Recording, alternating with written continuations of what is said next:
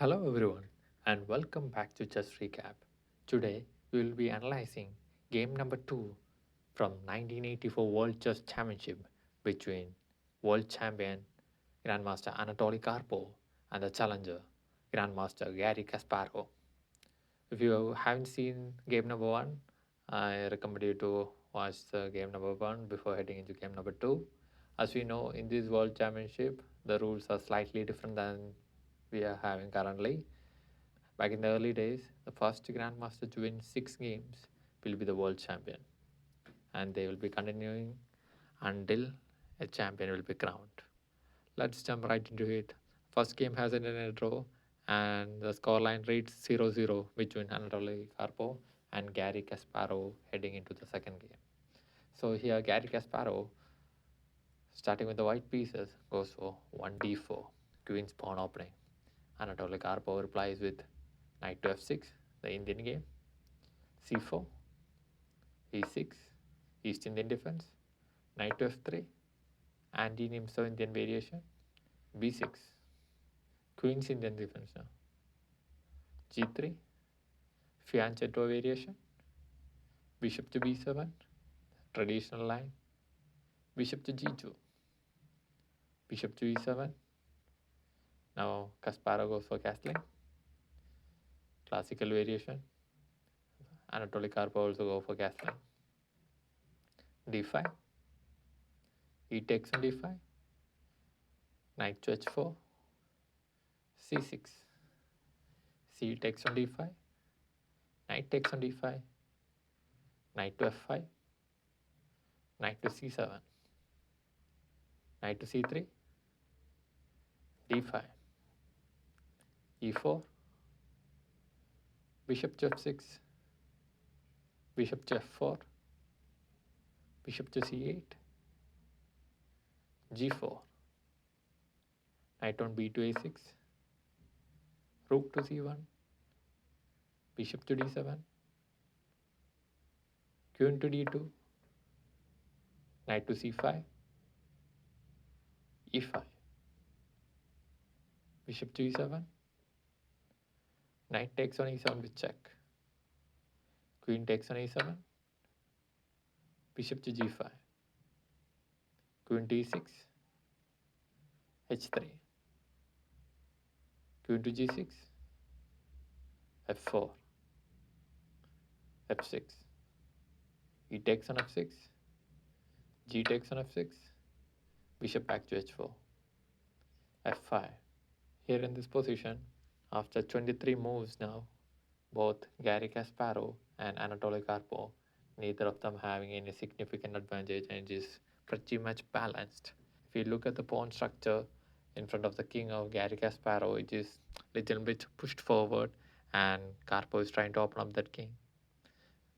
And Kasparov, in this position, he will play b4, attacking the knight. Here, this is a critical position in this game actually. Here, Karpov will play a brilliant move.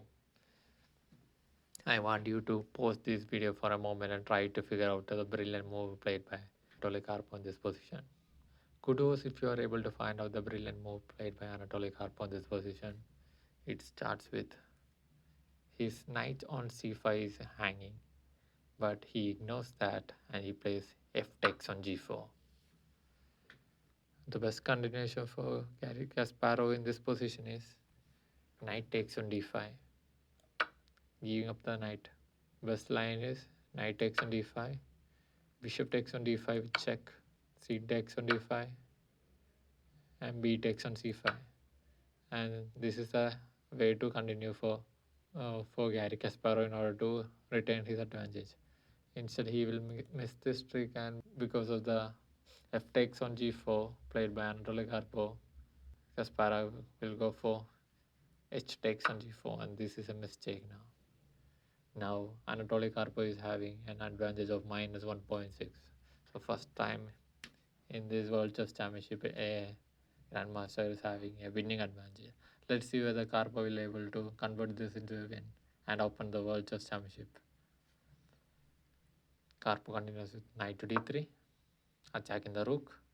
Kasparov pushes his other rook to f3, and Karpov takes his rook. Knight takes on c1. And here Kasparov will play intermediate move before he capturing the knight. f5, attacking the queen. So it may seems like Kasparov is hanging up a pawn here. Actually, you can't take this pawn. If the queen went and takes this pawn, it will not end well for Kasparov. He will just put the rook here and king and queen in the same line. That will be the end of the game for Anatoly Karpov. So this is a small trick Kasparov has played, and Karpov is smart enough to not fall into the trap. And Anatoly Karpov plays queen to g7, queen takes on c1, rook on a to e8, queen to d2, d4, knight to e2, knight to d5, knight takes on d4, king to h8, g5, rook to e4, bishop to f2, queen to e5, rook to g3, rook to f4, f6, bishop to e8, b5, c5, knight to c6, queen to a1 with check. Here, now the Gary Kasparov is having an advantage of plus 1.1. The best way for Gary to continue from here is block the check with the bishop to e1 and block the check. He can maintain a small advantage of plus 1.8 if he continue this line. Unfortunately, he will block the check with the other bishop and he will lose the advantage. Now Karpov continues with rook to f5. This is another critical position in this game actually. In this position, best move for Gary Kasparov to play is putting the queen to e1 and try to trade up the queen and try to minimize the advantage of Anatoly Karpov. Karpov is already having the control of the match at the moment, but instead Gary Kasparov will miss a trick and he will play a blunder in this position, which is pushing the g pawn to g6.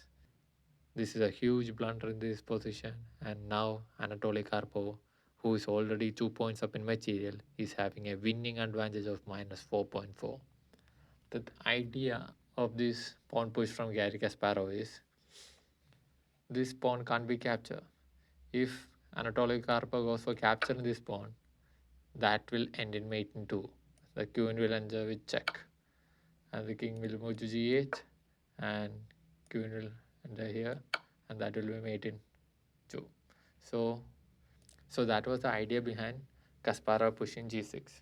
But the trick he missed here is there is one more way Anatoly Karpov can capture this pawn with the bishop. If he captures with the bishop, he is retaining his advantage and the castle is strong as well.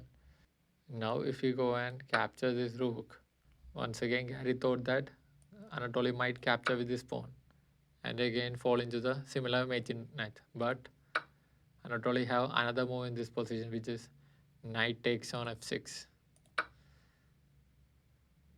This is the best move Anatoly can play instead of capturing this. So in this position, Anatoly Karpov is having a winning advantage over Gary Kasparov. This is one trick Gary Kasparov has missed it.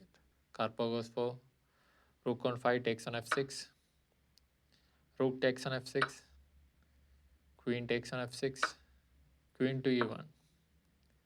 Rook to g8 with check. King to h2. Queen to f4 with check. Bishop to g3. Rook takes on g3. Queen takes on g3. Queen takes on f1. Queen to b8 with check. King to g7. And queen to g3 with check. Just in this position, after 47 moves, Gary Kasparov and Anatoly Karpov has decided to end the game in a draw. Both the Gary Kasparov and Anatoly Karpov had their moments in the game. There were some brilliant moments, there were some grave mistakes which could have led to the first decisive match of this tournament. Unfortunately, both the Grandmaster has failed to capitalize on the mistakes played by their opponent. This is one of the many similar battles that you will be seeing in this series. I recommend you to follow my channel, and I will be posting and I will be analyzing in the best way I could. People who knows the history between Anatoly Karpov and Gary Kasparov knows that they at the end of their rivalry it is like 21 to 19. They have they have played around 40 decisive games between them, and just 21 to 19, and 21 wins for Gary Kasparov and 19 wins for Anatoly Karpov. The championship is determined by the smallest barest of margins. It's not like a one grandmaster hugely dominating the other grandmasters. So these small blunders, failing to capitalize on the after getting a minus 4.4 advantage, also failing to capitalize on that. These small things will count at the end. We'll try to cover, yeah, the entire Karpo Kasparov rivalry. Yeah, that's it for today. I hope you enjoy this game. If you enjoy this video, please give a like, subscribe to my channel so you will never miss an update. Thanks for watching. I will see you in the next one. Bye bye.